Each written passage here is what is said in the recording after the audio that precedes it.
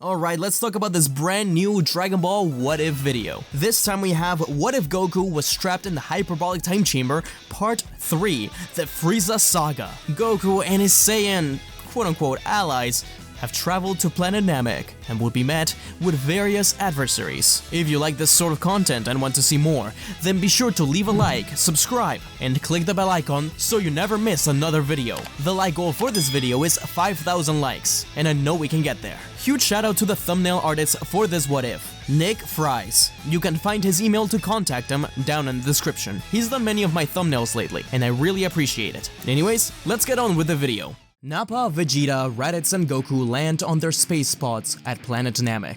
The peaceful civilization lives their quiet lives without a care in the world, but that was all about to change. Kakarot hated traveling on those pods. He always felt claustrophobic, reminded him of the chamber. Endless space, yet so constricted. Vegeta had asked why Kakarot looked so much older than them, even though he was only 3 years younger. Raditz wasn't sure. He thought maybe that Piccolo guy had something to do with it. He keeps talking about him, but that couldn't be it. There had to be a reason why he was so distrusting of everyone. He wouldn't even let doctors place him in a healing tank. Goku looked around, sensing ki. There was so much energy. The plants, the people, they were clearly strong in it. He noticed that Nappa and the others were wandering aimlessly. Their scouters were destroyed when he turned blonde last time, and they said they couldn't risk getting new ones. He realized that the other Saiyans couldn't sense ki. Goku focused and headed towards the largest congregation of ki he could find, a small Namekian village. Vegeta and the others didn't know how Kakarot found it so quickly, but once they arrived, Vegeta stood tall in front of the Namekians. The old man, Murray, walked out of his home to greet them.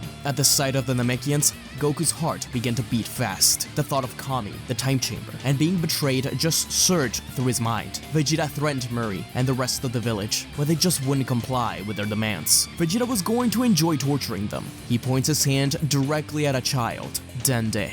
Raditz notices Goku getting angry, and he jumped in front of his brother, telling him that it was okay. These were not the Namekians that he fought before. They weren't that Piccolo guy. But Goku was impatient. He slowly walked towards Murray, telling him that they just needed the Dragon Balls in order to defeat Frieza, an evil tyrant. He then shot Vegeta an eye. Reluctantly, Vegeta put his blast down. Murray took a step back. Did they really need the Dragon Balls? With this Kakarot guy around, it was doubtful. He was strong enough to clear out all the Namekian warriors. Terrified, Murray gives Goku the Dragon Ball. Vegeta and the others let them live for now. As Goku said that they got what they wanted, they didn't need to spill any blood. But Murray remains terrified of the prospect of these Saiyan monsters. He would need an audience with the Grand Elder ASAP. It may be time to summon Nail and have him use the forbidden technique. He looks down at Dende, telling him to go to the Grand Elders. The Saiyan squad divides up, Vegeta with Goku and Nappa with Raditz, slowly finding various Dragon Balls. Vegeta tried to remain calm around Kakarot. It was clear that being there bothered him, but Goku realized something. Various Namekian power levels were disappearing, while a single one was growing in strength. When he was going to point this out to Vegeta, he heard something from behind. A large Frieza Force ship landing near their original location. Vegeta then spun his head, sensing someone's ki. What? He sensed ki? Kakarot must have started to rub off on him. Vegeta fired a blast, and a small scream was heard. The blast just barely missed Dende's feet. The small Namekian panted. Vegeta didn't have time for this. Grabbing the child and putting him in a chokehold, he asked where the next Dragon Ball was. But Goku wasn't putting up with this, yelling at Vegeta to put him down. Vegeta asked who the hell he was to order him around, but before he knew it, Kakarot was already flying off with Dende. How the hell? Dende explained that he was heading off from Guru's place after having warned him about the Saiyans. There was something different about Goku. He had stopped Vegeta from killing his village, and he didn't seem interested in power. Inside his mind, Dende heard the voice of the Grand Elder, reminding him to bring Goku to him. Right, that's why he was following them. Goku looked at Dende with a sad smile. The child reminded him of, well, Goku took out the stone Dragon Ball from his pocket, looking at it for just a second. Eventually, they reached Guru's home. Goku entered the house where Guru welcomed him. He explained that he knew what he was there for, and that he could take the Dragon Ball under one condition: to let Guru read his mind. Guru has sensed Goku since he arrived on the planet, and was intrigued by him. Goku accepted, and Guru read his mind. As his memories flushed into Guru's head, the Namekian shed a tear. So, that's what made him this way. Years and years of loneliness in the middle of emptiness. It was enough to make any man go crazy. A shock of electricity made Guru remove his hand. Guru turned to say to Goku, "You poor child, to have been lost and alone for so long by the hand of someone you trusted, no less. What keeps you going?" "Don't know. Fighting, I guess. It's the only thing I have." "Well, Son Goku, I need to tell you that I think there are others out there that still care about you. I hope that you find it in your heart to eventually forgive Kami, and know that not all of us fear you. You're still just a boy trapped in a body with immense power." Goku stayed quiet for a second, and without anything else to say, takes the Dragon Ball and returns to Vegeta, while Dende stayed with Guru. Vegeta asks him what the hell that was. Goku explained that it didn't matter. What matters now is that they got another Dragon Ball. Vegeta cursed out loud, telling Kakarot that they have to hurry and find the last few Dragon Balls. But Kakarot ignored him, flying over to Frieza's ship. At the doorstep of the ship, he stands with a smirk, walking proudly. He was finally going to have a true challenge. At least he hoped so. After all, he sent someone in there with a power level of at least 530,000. Hopefully he could get stronger than that. Zarbon and Dodoria stepped out of the ship, leading the army of soldiers. They asked who the hell he was. Goku waved, asking for Frieza. He heard he was strong, and he wanted to fight. Zarbon and Dodoria commanded their forces to attack. To Zarbon's eyes, it looked like Goku simply took a step forward, and suddenly all of the army was dead. Zarbon knew he had to do whatever he could. Dodoria and the ugly Zarbon rushed in, only to be instantly killed. Goku hit them both in the back of the neck. Vegeta watched from nearby, in shock at this power. The two had been training together, but it was clear to him now that he was always going easy. Part of him was honestly jealous, because Vegeta knew that he himself had the power to defeat Zarbon and Dodoria now. Frieza's floating chair appeared from the top of the ship. Goku smirks, saying, "So, you're that Frieza guy, ready to go a round or two? You better be stronger than what you are now, because you won't stand a chance." Frieza was visibly angry. He wasn't going to waste his time with some monkey. Not when the Dragon Balls were all nearly collected for him. Only one left, at a random village. Frieza ordered the Ginyu Force, whom he had arrived on Namek with, to take care of him, while he found the last Dragon Ball, telling Goku that he'd be right back. Goku wonders how strong these guys are. He actually joins in the rock, paper, scissors with them, but insists that they all attack at once. The Ginyu Force is insulted, but does so. They are surprised to see that Goku can easily keep up with all of them. Even Ginyu doesn't stand a chance. Ginyu knows there's only one thing to do. Goku is far too cocky, and though the Ginyu Force is really annoyed at the fact that they are being toyed with, they notice that he fights like a child. Ginyu is tired of it, yelling, "Your body is mine! Body change!" Goku hears this and instantly grabs onto Jaice, only to use him as a body shield. Ginyu is angry now that he's in Jaice's body. He isn't going to give up, using body change again. This time Goku throws Goldo at the change. This goes on for a bit, with Ginyu trying to catch up to Goku by jumping from body to body. As this went on, Raditz, Nappa, Vegeta and Frieza all arrived back, but they couldn't believe that the Ginyu Force was nearly all defeated. But their arrival distracted Goku just for a second. Ginyu in Rikuma's body jumped behind Goku and finally switched bodies with him. Ginyu laughed loudly. Finally, the power of the Saiyan was his. Rushing over to stand behind Frieza, Frieza was speechless. That Saiyan must be really stupid. Goku writhes in pain from Rikuma's damaged body. There is so much going on. He can feel those powers he felt earlier disappearing into one single stronger one. Was this another one of Frieza's soldiers? Who was this? Was it a Namekian? Frieza ordered Ginyu to take care of the trash. Raditz gulped. He didn't think they could win. Ginyu smirked, realizing that there was more to this body than he thought. It was surging. So much energy, so much potential. He couldn't control it. Ginyu exploded Goku's ki and transformed into a Super Saiyan abruptly.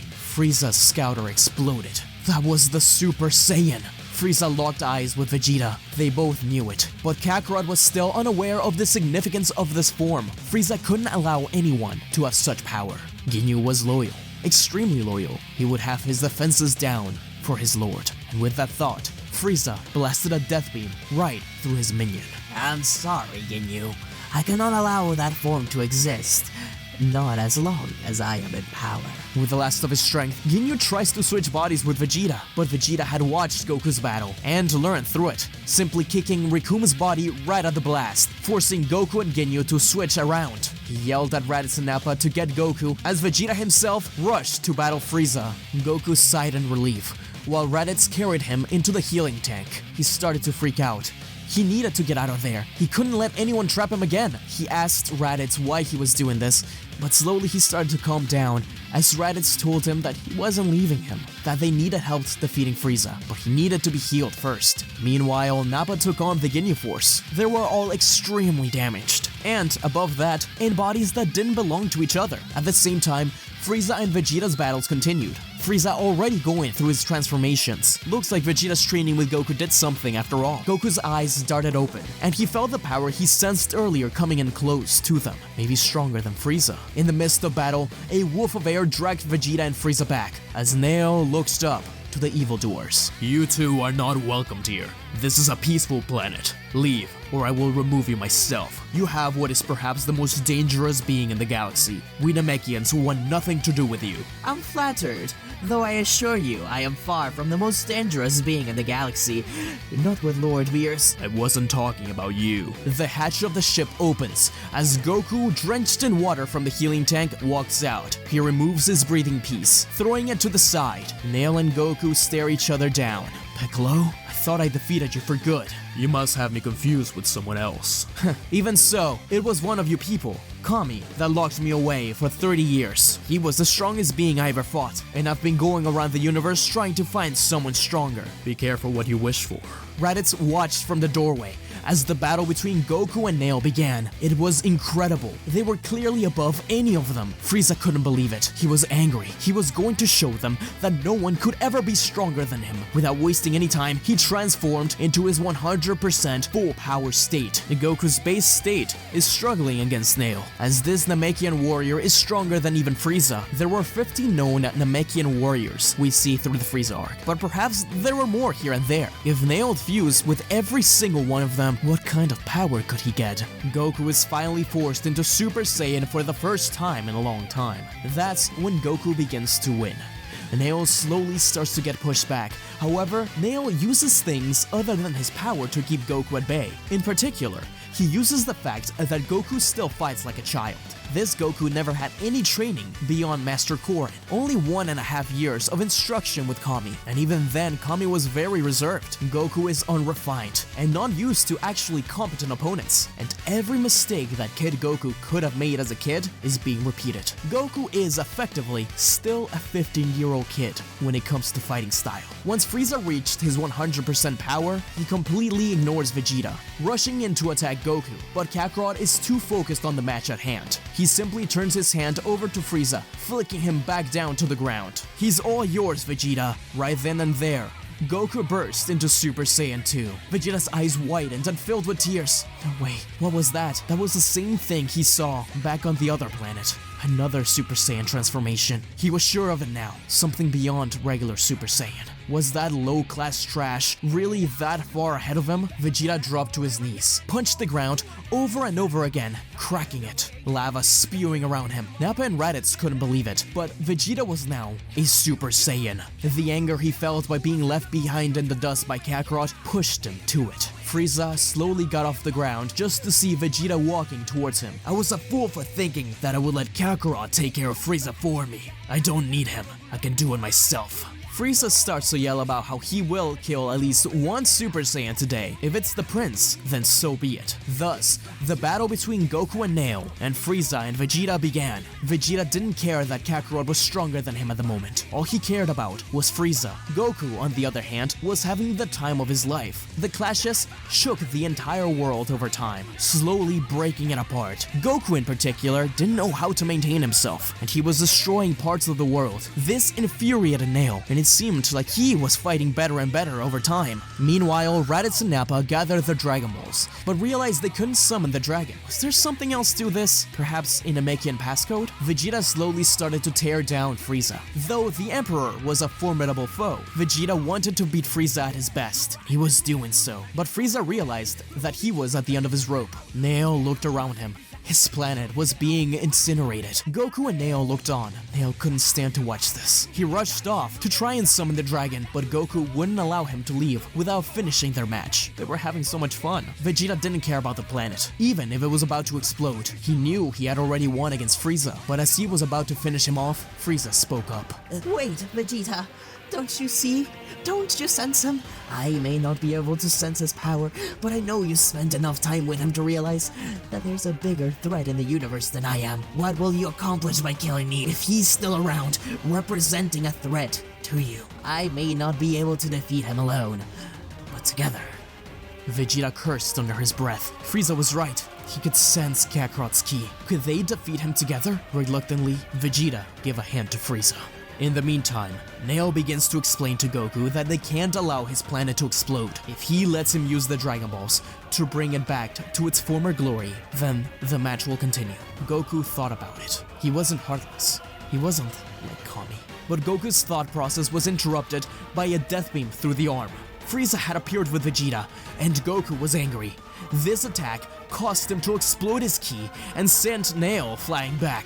Nail cursed. He wouldn't be able to get to the Dragon Balls this way. He looked over to Vegeta and Frieza. He'd have to fight alongside those bastards to get rid of them all. The three of them rushed in, but it seemed like Goku was out of control. It seemed like Goku kept his true strength and speed hidden. For what? For the thrill of battle? It seemed ridiculous. Goku was simply toying with them before. Now he was actively trying to defeat them. Frieza was the first to go down, then Vegeta, and finally Nail. The three stared at Goku, who told them that it was over. Clearly, the challenge he was looking for was not there. He was going to leave Namek. Guru told him something earlier that gave him a new mission. Goku turned to Vegeta, telling him that he'd hope they'd meet again soon. The three warriors watched as Goku flew off, each of them charging up a ki orb in their hand. But Nail put his hand down. Goku represented the greatest threat to the galaxy. No! Let him go. He is but a child who's lost his path. Yes, Lord Guru. Vegeta was ready to shoot his as well. He let the blast down too. Kakarot was right. He'd hoped they'd meet again soon because he would train hard. Each day, he would defeat Kakarot next time they saw each other. Frieza was the only one left, and without any hesitation, fired the attack at Kakarot. But as soon as he did, he felt excruciating pain in his hand. As he opened his eyes, he saw Goku standing tall before him, his palm covering Frieza's hand. The blast had exploded against Goku's hand and nearly blown off Frieza's. Goku looked different, his eyes piercing as ever, but with long, golden hair and power beyond anything any of them had felt before. Vegeta couldn't believe his eyes, but instead of being angry, this time he smiled. He had a brand new goal to reach. Frieza falls on his tail. He didn't need to use that form to defend himself from the blast. That was him just saying, I could kill you at any time, I just choose not to. Goku reached his space pod, but heard the voice of Raditz call from behind. Where are you going, Kakarot? I have stuff to take care of on Earth, friends to find. Earth? That meaningless rock? Yeah, right. Oh, you're serious? Well, I'm coming along too then. It looks like Vegeta can take care of Frieza at any point now. I'd rather find out more about you and that power you have. But Goku didn't trust his brother and denied him following him. Goku blasted off, but Raditz wouldn't take no for an answer. Following in his route to Earth, he needed to find out more about his brother. Frieza was kicked off planet Namek by Vegeta and Nail, who thought him dead by the end of the encounter. Vegeta then left without another word, along with Nappa, exploring the stars in search of further power. Nail watched as his spaceship left the atmosphere, and he reported back to Guru, along with all 7 magic Dragon Balls. Cheerful for their success and ready to use the Dragon Balls, the Namekians gathered around. Guru thought about Kakarot, about Kami, about Earth. He knew that Goku was heading there. Perhaps they will need extra help.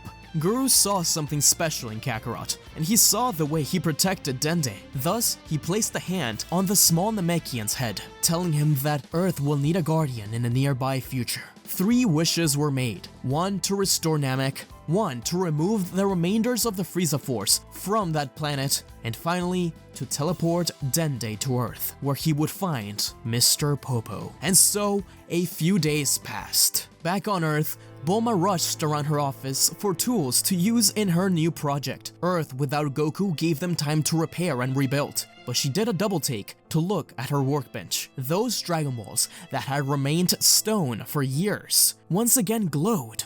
Bulma teared up as memories rushed back through her mind. Could they do it now? Could they wish for something to protect themselves from Goku? Could they finally cut ties with that other group, the one they had teamed up with, in order to defend Earth? She counted the Dragon Balls and realized they were missing one. They were missing the 4-star Dragon Ball.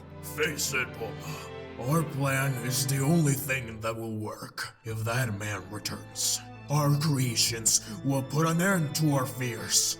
So please, trust in the androids. Thank you so much for watching, guys. The response to this series has been amazing, and I really appreciate your support. Be sure to keep sharing the video around, that really helps a lot. Also, my video, What If Bardock Met Goku, is very close to hitting 1 million views, so why don't you share your energy with me, guys? As always, huge thank you to the Super Saiyan Legend, Super Saiyan God, and Ultra Instinct members of the channel, especially the Ultra Instinct members, King Saiyan, Wayne Antoine, Super Kami Mewtwo, and Neo Whitcomb. Thank you guys for joining me. Anyways, thank you to King Saiyan, Midnight Combatant, Wayne Antoine, Eric Dragon, Super Kami Mewtwo, Neo Whitcomb, Sacred Saiyan, Field J Akir, Pizza Hut Kitman, Orlando Castellano, Hannah Rowan, Sir Justice, The Real Samuel Randall, and Zachary Croy. This channel wouldn't be around without you guys. I'm in the process of writing the cell arc for this series, as well as What If Goku and Vegeta went to Earth together, and some other ones, so look forward to them. Anyways, until we meet again. See ya!